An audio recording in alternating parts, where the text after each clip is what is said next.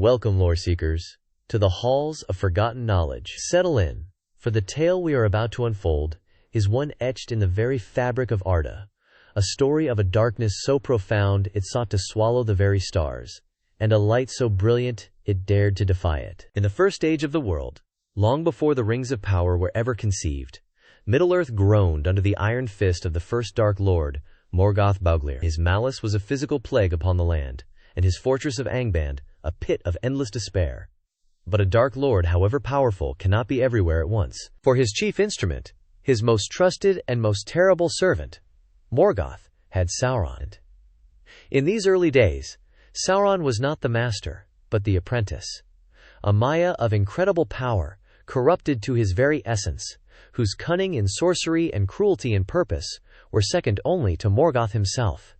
Morgoth had granted Sauron dominion over a strategic stronghold, the island of Tol-in-Gaurhoth. Once a beautiful watchtower built by the elves, Sauron had twisted it into a place of horror. It was now Tol-in-Gaurhoth, the Isle of Werewolves, a bastion of shadow from which no light and no prisoner ever escaped. And in the deepest, darkest pit of this fortress lay Beren, son of Barahir, a mortal man who had dared to defy the Dark Lord. Captured and thrown into the dungeons, his fate seemed sealed. Each day he watched his companions fall, one by one, to the fangs of Sauron's beasts, awaiting his own turn in silent dread. But news of Bendrain's capture reached the ears of the one being in all of Arda whose love for him was an unquenchable fire, Lúthien Tinúviel, daughter of King Thingol of Doriath and Melian the Maya. She was the most beautiful of all the children of Ilúvatar, her voice a vessel for the ancient magic of the world. Her father, forbidding her love for a mortal, had imprisoned her in a great house built amongst the branches of the mighty tree Hirulorn. But the bars of a prison, even one built by an elven king, could not contain a love as powerful as hers. Her despair was not for herself, but for Bezrin. And from that despair, a desperate plan was born. Using the power of her elven and Mahar lineage, Lúthien wove spells of growth into her own hair. It grew to an astonishing length, and from it she fashioned a dark, shimmering cloak imbued with a song of sleep and a long rope to descend from her wooden prison. Clad in the mantle of shadow, she cast an enchantment of slumber upon her guards and slipped away into the night, a lone, determined figure against the vast, dangerous wilds of Middle-earth. Her only guide was the desperate hope of finding Bedren, a single flame against an encroaching ocean of darkness. Her journey was fraught with peril. The lands beyond the girdle of Melian were wild and patrolled by the servants of the enemy. Yet, her own innate power and the strength of her love protected her, guiding her steps through shadowed woods and across barren plains. Her path eventually led her to the hidden elven kingdom of Nargothrond. It was here she encountered not aid, but betrayal from the sons of Feanor. And it was here she also found her greatest ally. For in Nargothrond dwelt Huan, the Hound of the Valar, a great wolfhound gifted from Orom the Hunter in the Undying Lands. A prophecy was laid upon Huan, that he would not die until he faced the greatest wolf that would ever walk the world. He was bound to the elf lord Celegorm, but upon seeing the nobility and sorrow of Lúthien, his heart was moved. He recognized a power and a purpose in her that transcended the petty ambitions of his master. Breaking his bonds of servitude for the first time, Huan chose to aid Lúthien. He helped her escape the treachery of the Feanorians and became her companion and protector. The sight was one for the ages, the fairest of all elven kind, riding upon the back of the mightiest of all hounds, on a quest to challenge the Lord of Darkness himself. Together they journeyed north, an unlikely pair bound by a shared purpose. The road was long and filled with dread, but Huang's strength and Lúthien's spirit never faltered. At last, they came within sight of their destination, the grim island of Tol-in-Gaurhoth, rising like a fang from the river Sirion. They stopped before the great bridge that spanned the river. No army could take this fortress by storm. It was a place of pure evil, guarded by spells of dread and legions of unspeakable horrors. A palpable aura of malevolence washed over them, a psychic pressure meant to break the will of any who dared approach. But Lúthien did not draw a sword. She did not prepare a spell of fire or lightning.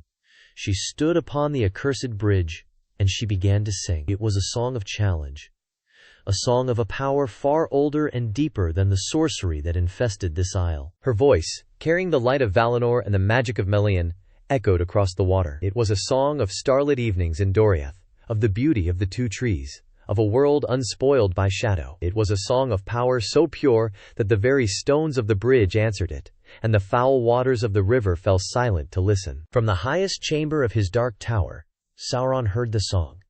He was intrigued, and then angered. Who dared to bring such a sound, such a memory of the light, to his personal domain?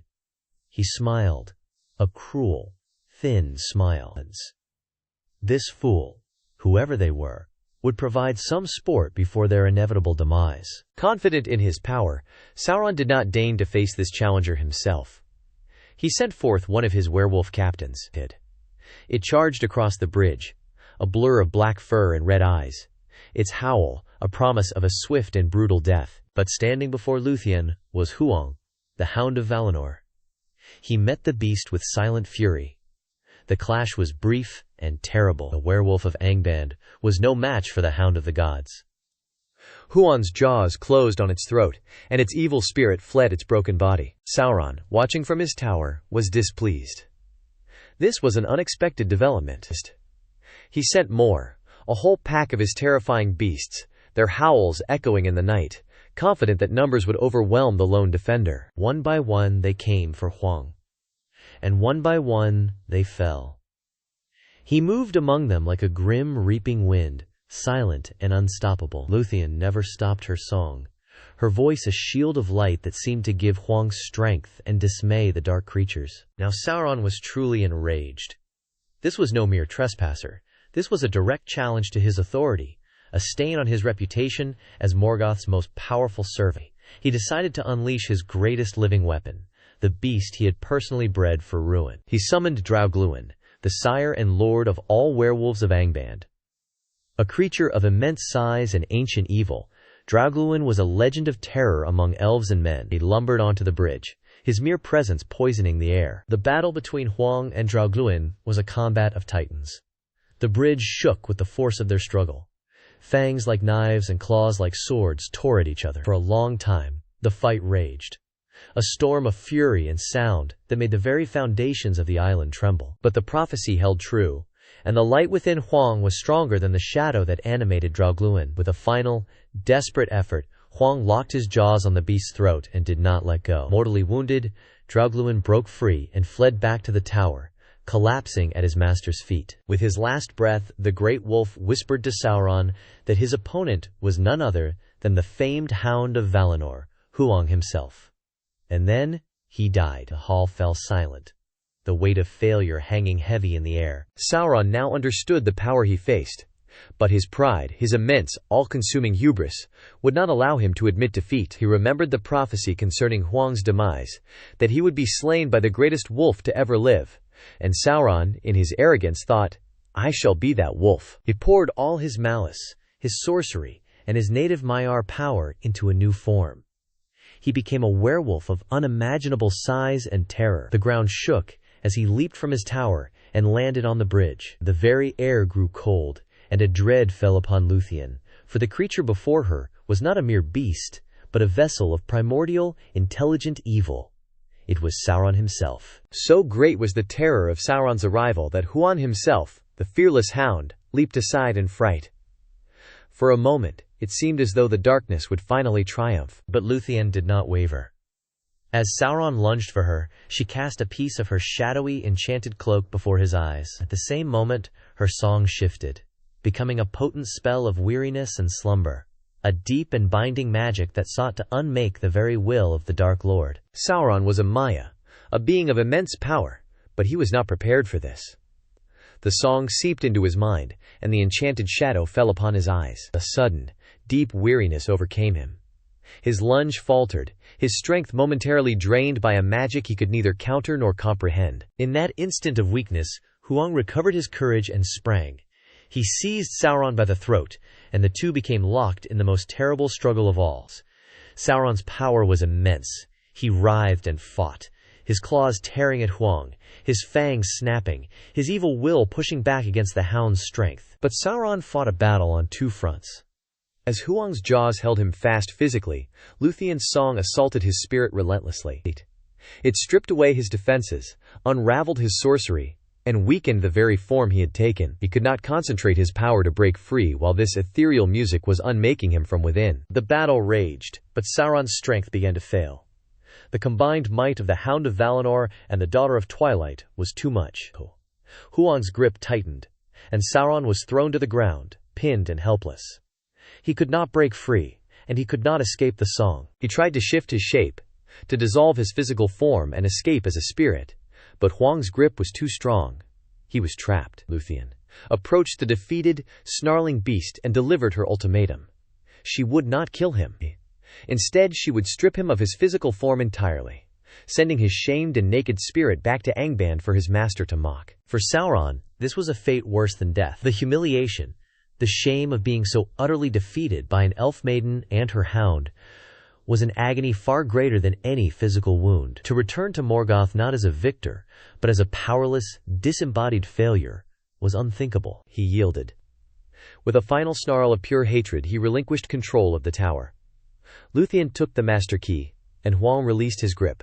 Not waiting a moment longer, Sauron changed his shape into that of a monstrous vampire bat and fled. He flew to the dark forest of Tol-in-Gaurhoth, dripping blood from the wound in his neck, his mind screaming with the agony of his utter and personal humiliation. He would hide in the shadows, nursing a hatred that would fester for thousands of years. With Sauron gone, Lúthien took possession of the isle. She stood upon the bridge and sang a song of power so immense that the foundations of the tower were broken. The walls crumbled, the pits were laid open, and the spells of evil that had held the island in thrall for so long were shattered into nothing. Her song of unbinding freed every captive. The gates were broken, the chains fell away, and from the depths of Tol-in-Gaurhoth, a host of elven prisoners emerged, blinking in the light, scarcely believing they were free. And in the deepest pit she found him, Bekirin. He had not been devoured, for Sauron had saved him for last, as a final prize for Morgoth. Their reunion amidst the rubble was the quiet, triumphant heart of their victory. The quest was not over, but the darkest fortress had fallen, not to an army, but to the courage of a woman in love. This was Sauron's first great personal defeat. He was not beaten by the might of the Valar or the armies of the elves. He was undone by powers he had long since disdained: love, sacrifice, and the pure, uncorrupted magic of the song. It was a humiliation that carved a deep wound in his pride, a lesson he would never forget, and a hatred he would carry with him into the Second Age and to the very slopes of Mount Doom. If the echoes of this ancient tale have stirred your spirit, join our fellowship. Subscribe and ring the bell so you do not miss the next chapter from the lost lore of ages. Until our paths cross again, may your own light shine brightly against the shadow.